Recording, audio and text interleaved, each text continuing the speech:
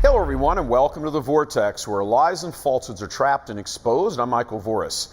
God created man free to worship him, overcome his own internal spiritual civil war, and be united with the Holy Trinity forever. God, church, and freedom. You seriously think none of that is worth fighting for and dying for if necessary? Americans may very well have had an election stolen from us. Loads of evidence is now pointing that way. And it's coming down to a very narrow path, still winnable, but a very narrow path for victory for the president. The Marxists need to lock down the White House, and that means getting favorable rulings in a multitude of court cases. So far, a mixed bag, but mostly they have gone in their favor, so far.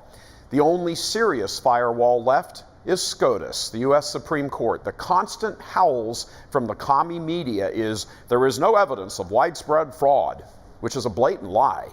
Not sure when hundreds of eyewitnesses stopped qualifying as evidence, especially signed under oath under further penalty of perjury. But hey, when you hold the microphone, you get to lie all you want.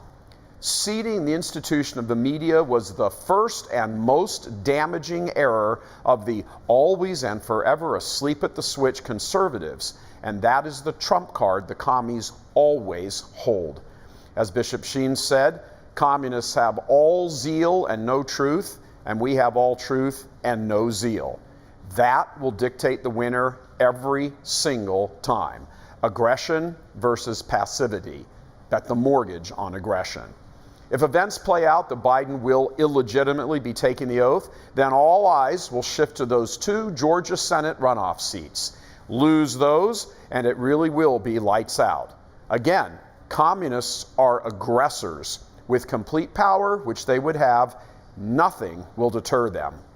If the commie election coup is completed, life in America, as we have known it, will come to an end. Not immediately, but very soon. It's idiotic to pretend otherwise. Planning for the future, retirement plans, building your own business, you name it, get serious. State control means just that. Control by the state. Your personal freedom will be gone. You will submit. If, and we still don't know, the Marxist election coup is successful, then patriots and faithful Catholics are going to be faced with some very hard choices. Do you really want to exist, not live, exist under communist rule? Because that's what's coming fast. We'll see. In the meantime, start thinking that some things are worth dying for. God, church, and freedom.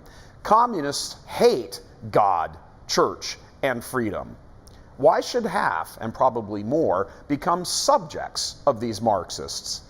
The division is real, and it's why talk of more drastic realities cannot be dismissed. Just today, for example, Rasmussen published this poll. U.S. voters now regard each other as a bigger enemy than Russia or North Korea, and just as dangerous as China. 24% of likely U.S. voters think Biden voters are America's biggest enemy, and nearly as many, 22%, regard Trump voters as their biggest enemy. A deeper dive finds that 37% of Republicans feel Biden voters are the biggest enemy, and 35% of Democrats think Trump voters are the biggest enemy. And more, 75% of Republicans, and get this, even 30% of Democrats believe the election was stolen. That's essentially half the country. That means if Biden is the dude, half the nation will consider him illegitimate. All of that is tinder for secession, violence, and even war, if it comes to that. A total realignment, however that would play out, is absolutely on the table as an option if Biden takes the oath and those 2 Georgia seats go Democrat. A point Church militant has raised months ago and kept repeating in the run-up to Election Day. The fix was in. The only question was, would it be sufficient to overcome Trump's Election Day vote? Cheating, fraud, and illegitimacy. This is why civil wars happen. Good people fell asleep and then let them take over. Now it may be time to pay the price for that nap in blood. Unless godless communism is directly confronted and defeated spiritually and physically, it will kill you. What commies correctly understand, and too few Catholics do, is this is a fight to the death. Tens of millions will perish eternally and temporally under Marxism's reign of death. That's what abortion has been, that godless dogma of controlling humanity by slaughtering it in the womb. That's why governments allow it, promote it, and even pay for it.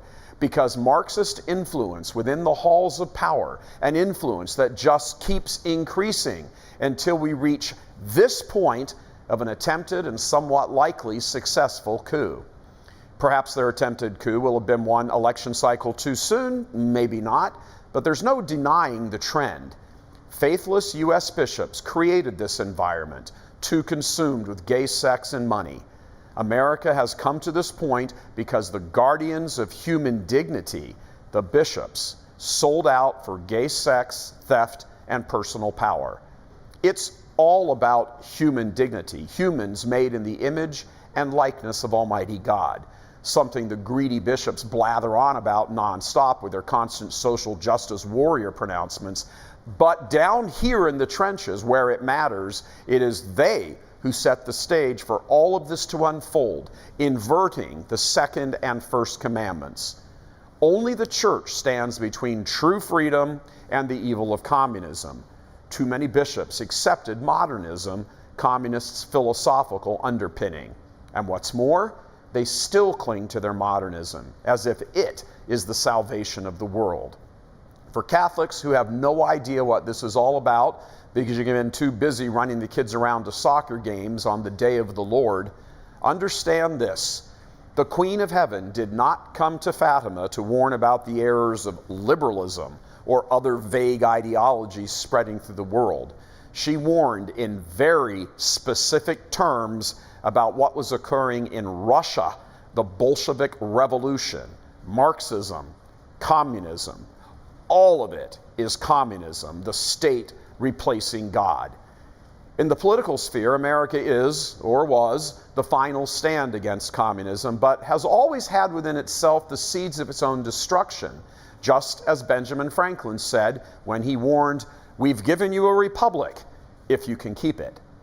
America doesn't guarantee freedom unless you fight for its survival each generation, but unopposed communism does guarantee its loss.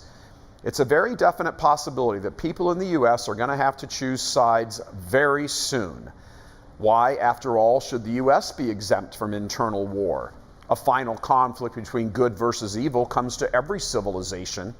A geographical migration of sorts has already started happening, people moving from Marxist states to more conservative ones. That's fine, except this is a coup of the federal government, and the Marxists, once they have seized that power, if they do, will not give a rip about states' individual rights. They already don't. If this coup is completed, then all of that will be accomplished for conservatives who are moving to more friendly states, is that the can has just been kicked down the road a bit. State leaders will then be confronted with a federal communist tyranny, and they will have to either rebel against it or go along with it. Likewise, the blue states will clamp down on anything they view as dissent or rebellion, and they will do it fast. The Wuhan virus is being exploited to its maximum advantage. A virus which has a 99.9% survival rate is being weaponized as though it is the Black Death. Of course, people die from it and get sick, just like they do from hundreds of other diseases. Human life is terminal, you commies. Since when is the answer to shut down a civilization? Unless, of course, you want to bring that civilization to an end. And if a civilization is brought to an end, another is always ushered in on the previous one's corpse. Half the country believes the election was stolen.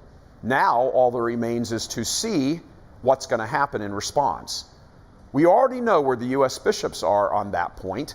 They tripped all over themselves, rushing to congratulate President-elect Biden, totally disregarding the calls for justice from their most ardent faithful. Funny how things come around. The very men who have so personally profited from the whole social justice garbage now deny justice to an entire society, and in the process potentially usher in communist rule. Wonder what they'll proclaim once the shooting starts, if it starts. On second thought, who cares? God love you. I'm Michael Voris.